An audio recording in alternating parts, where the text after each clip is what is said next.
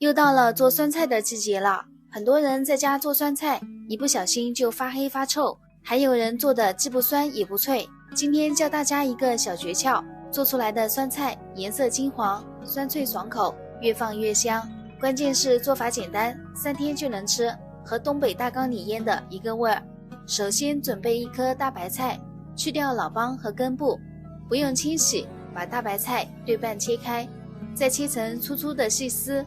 全部切好装入大盆中，然后根据10斤菜1两盐的比例加入10盐，把它们充分的抓拌均匀，腌制1个小时。1个小时后，大白菜腌制出了很多水分，我们再准备一个无水无油的密封罐子，把大白菜装入罐中，尽量压紧实。